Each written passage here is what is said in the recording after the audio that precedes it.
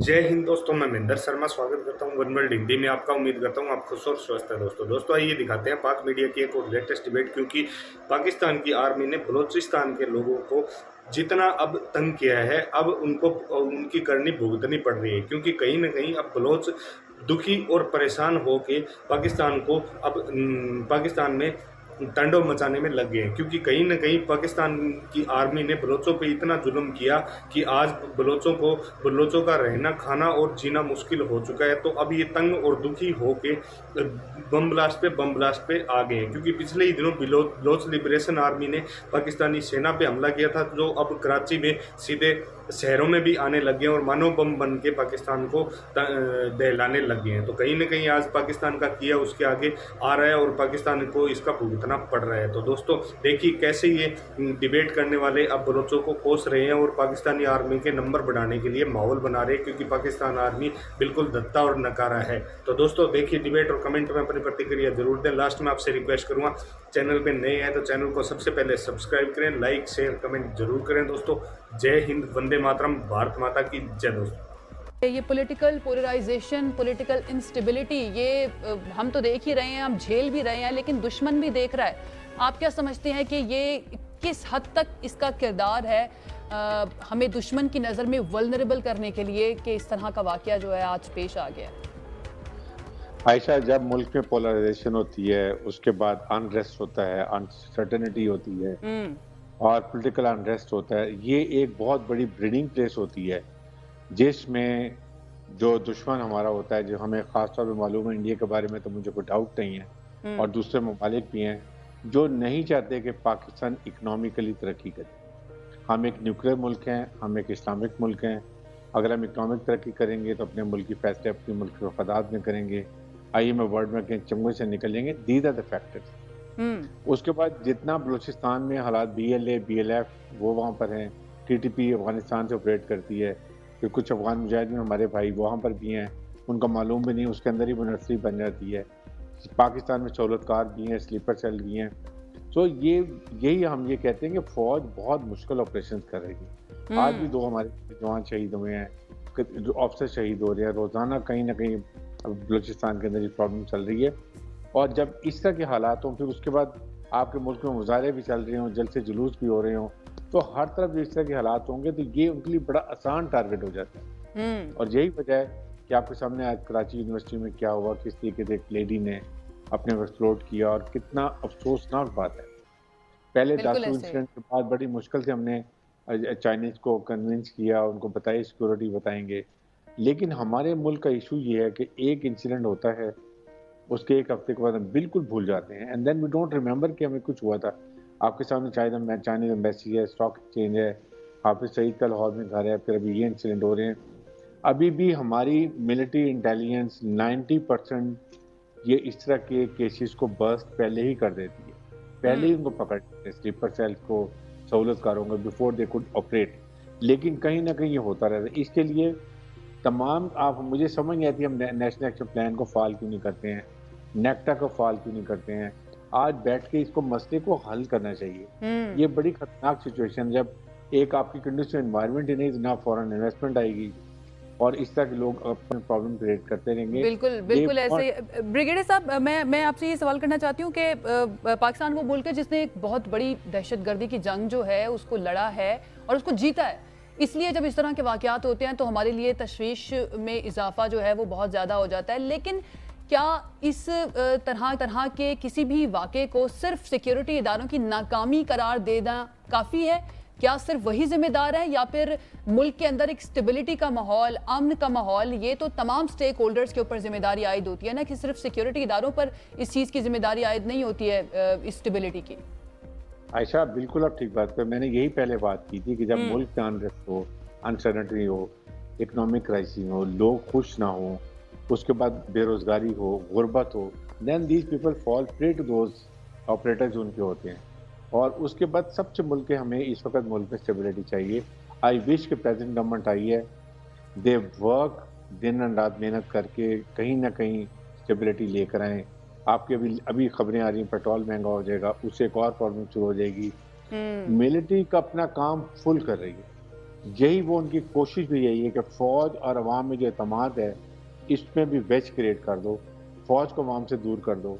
और ये बड़ी ख़तरनाक सिचुएशन देखिए, Iraq, Libya, Syria, Yemen, Afghanistan, जहाँ-जहाँ फ़ौज और अवाम में एतमाद नहीं था, फ़ौज कमज़ोर थी, वहाँ उन्होंने अपने अज़ाइम पूरे कर लिए। वाहिद पाकिस्तान की मुसल्लह फ़ौज हैं, जहाँ पर हमने मुल्क से दहशतगर्दी ख़त्म कर दी थी।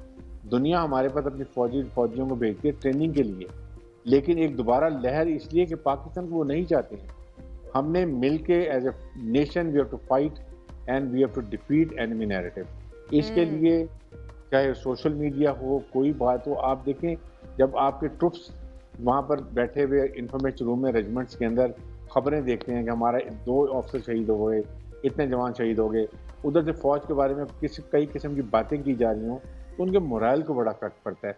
वो फैमिलीज़ को देखें, उनके पेरेंट्स को देखें, वो यंग विडोज़ को देखें।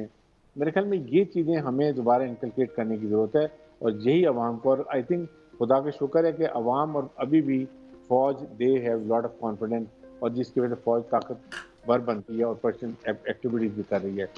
तो इसके लिए मुल्क में स्टेबिलिटी बहुत ज़रूरी है। स्टेबिलिटी बहुत, ना सिर्फ पॉलिटिकल स्टेबिलिटी, इकोनॉमिक स्टेबिलिटी जो है वो भी बहुत ज़्यादा ज़रूरी है। बिल्कुल ऐसा ही है मुसरत। शीमा साहिबा, 2021 में भी जो मैंने अपने इंट्रो में कहा, दासू के मकाम पर इस तरह का वाक़या पेश आया था, उसके बाद काम छोड़ दिया था चीनी शहरियों ने। बड़ी मुश्किल से हालात जो हैं वो दोबारा से ठीक किए गए, कन्विंस किया गया जो चाइनीज़ गवर्नमेंट थी कि सिक्योरिटी को मज़ीद बढ़ाया जाएगा। अब आपको लगता है कि दोबारा से इस तरह का ये जो वाक़या हुआ है, इसके बाद ज़्यादा मुश्किल होगा उनको कन्विंस करना, दोबारा से काम का आगाज़ जो है उसी तरह से करना जिस तरह से पहले हो रहा था?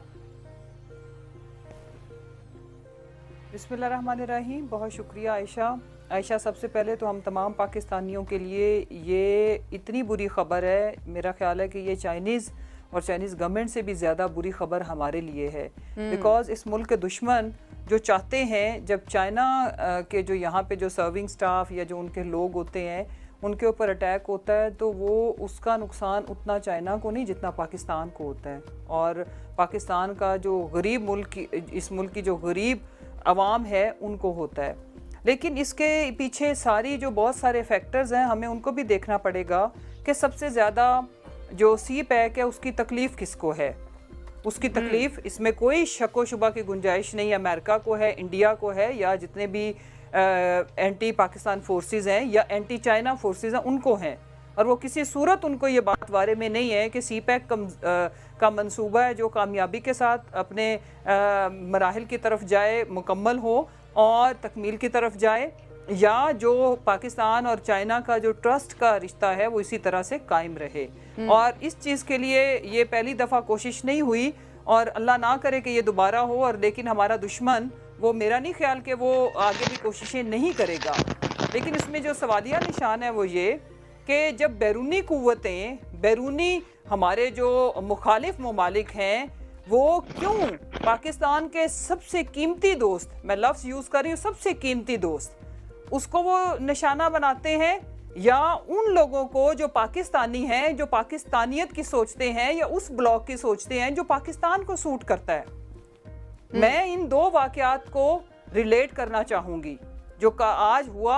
इतना इंतहाई अफसोसनाक वाक़या जिसकी हम जितनी भी मजम्मत करें वो कम है। आज हमारे दिल दुखी हैं। उसके साथ मैं रिलेट लाजमी करूँगी कि पाकिस्तान के लिए जिस लीडर ने भी सोचा, एंटी अमेरिकन ब्लॉक के बारे में सोचने की जो यहाँ पे पनिशमेंट इस मुल्क में दी जाती रही है, वो किसी से ढका छुपा नहीं है। तो मेरा ये मानना है कि जो पाकिस्तानी फ़ौज है वो हमारी आन है, हमारी शान है। एक शहीद जब होता है तो हमारी पूरी कौम, 22 करोड़ अवाम एक दिन में उसी लम्हे सोगवार होती है। उस शहीद की माँ के साथ हम सारी माएँ रोती हैं, उनका ताल्लुक मीडिया से हो, जिस मर्जी तबके से हो। यहाँ पे कोई फ़ौज के खिलाफ नहीं है, ना हम किसी को होने देंगे। लेकिन इस इदारे के सरबराहान को भी सोचना पड़ेगा। यहाँ पे चंद लोगों की बात हरगिज़ हमें करने से बाज नहीं रहना चाहिए। उसका मतलब ये हरगिज़ नहीं है कि कोई मुल्क की फ़ौज के खिलाफ हो गया है, ऐसा नहीं है। लेकिन उस इदारे के वो अंदर बैठे हुए लोगों को, चंद लोगों की मैं खाली बात कर रही हूँ, ये सोचना पड़ेगा कि वो शहीद जो नस्ल दर नस्ल यहाँ पे अपनी जाने कुर्बान करते आ रहे हैं, तो ये ट्रस्ट डेफिसिट अवाम के बीच में और इतने बड़े, इतने मुकद्दस मोहतरम इदारे के बीच में क्रिएट कौन करता है? कोई सिविलियन नहीं करता, बाय द वे, हम नहीं करते, मीडिया नहीं करता। लेकिन अब वो जमाना नहीं रहा कि मैं डंके की चोट पे मैं जो कुछ मर्जी करती रहूं और मैं उसमें अक्स अपना कुछ और देखूं। ऐसा नहीं होने वाला, ना होना है। हम जो मर्जी किसी को ब्लेम कर लें, किसी को हम मार लें, किसी को उठा लें, किसी को किडनैप कर लें, किसी को गोली मार दें, किसी को फांसी चढ़ा दें, कुछ चीजें दीवार पे लिखी हुई हैं।